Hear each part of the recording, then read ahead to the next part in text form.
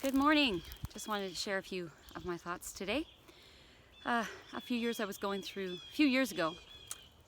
going through a bit of a trial, I guess you would call it, or a test that time. And there were some injustices that I had felt that had happened in my life. And I was going through a bit of a moment with God where I was having some intense conversations with Him about what I felt were incredible injustices. While you're trying to love and do the right thing, you find yourself in a position where your heart's wounded. And so at that point in time, I was also going through a bit of a challenge with my health, and I was in my bed, and the Lord spoke to me the word from John 10 verse 10. And as He ministered to me the scripture, the enemy has come to kill, steal, and destroy, but I've come that you might have life. He opened it to me in a way that I had not previously seen. And what He spoke to me was, Frida, the enemy is going to come into your life, and he is going to attempt to rob you. He's going to come and he's going to sow seeds of death, and he's going to seek to destroy your life. That is who he is. He is a robber, he is a liar, he is a thief. And his whole intent and mission is to bring destruction and death and to sow death all around you. But I've come that you might have life, and that you might have abundant, or life to the fullest. The thing is, you have to choose.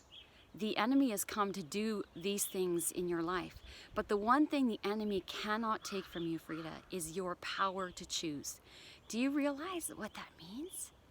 That in all that happens in our lives, all of the uncertainties of our present moment, all of the things that we have faced or we have walked through in our journey this far in our life, of all the things that we have faced that have been sometimes the enemy and sometimes things that God has brought as a test to our hearts.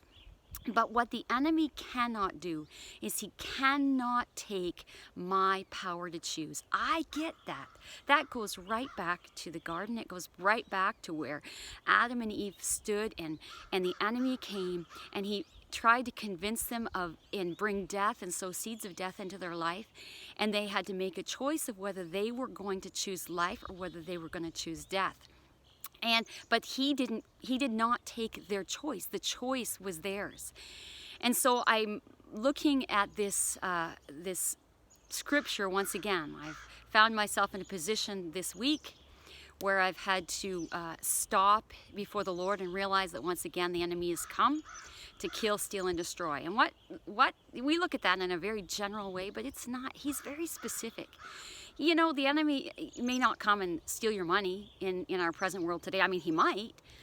But what he's coming to do in your life is to rob you of your peace. He wants to rob you of your joy. He wants to rob you of the depth of your ability to know God and to experience Him personally and fully. What is he doing? He's coming to rob you of being able to walk through this moment with such a contentment in your heart, knowing that there is one who's greater and who's above all of this. And so this applies to the very moment we're in, but it also applies to the situations that we face where someone's done us wrong or where we've experienced something that's broke us.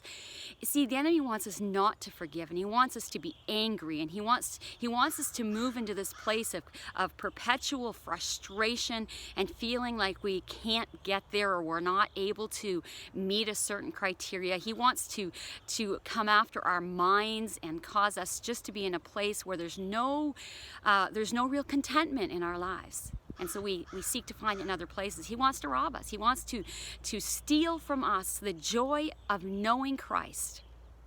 And he does it by bombarding us with realities and circumstances. And even right now, the moment that we're faced with, we still have the power to choose. We get to choose what we're going to do with this. And I love that. I love that whole revelation that God gave my heart in that moment, is that whatever comes in Frida's life, whatever unfolds in this moment and in this day, yes, there may be things that I have to work through, and I may have to stop and face them, and I may have to work through what they have done to my heart and to my emotions, but I still get to make a choice in that moment that I'm going to choose abundant life. I'm going to choose to live in a place of peace. I'm going to choose to live in a place of joy. I'm going to choose to live in a place that overflows with the mercy and the peace of God, and I'm just not going to allow anything that would rob me of the fullness of what Christ has for me to find its place and to settle into my heart or into my life. And so I want to take and look at the other side. If I choose what God has for me, there's life in that. And so what happens is when I have peace, there's a joy that comes with peace. There's an overflowing reality that just settles in upon a heart that chooses to forgive, that chooses to love, that chooses to bear fruit. See, the enemy wants to rob us of bearing fruit, but God says that life comes when we choose to be a people that choose Him and choose life and choose to bear fruit. And so what do I do with this? What do I do with this when someone says something to me that breaks me? Or what do I do with this when someone is used by the enemy just to target my heart or to cause me to begin to question myself? I have to stop and I have to be still once again and be reminded that He's God, that He's good, but I don't want to align myself with anything that is of the enemy. I don't want to align myself with anything that's going to rob me of being able to live for God in a place of abundant life. And so when I don't forgive, and when I choose to walk in fear, and I choose to make accusations and judgments against others, even against government, because at this point in time, I'm to pray for them, I'm to bless, and I don't agree with everything going on in the world, absolutely not, but I know that for myself in this moment, I am going to choose to be a person that wants to live in the place of peace and joy in my life, and I just want all that God has. And I don't want to find out that when all is said and done and we get through this and we're on the other side of this, or that I stand before the Lord and I forget the mercy of God in my life.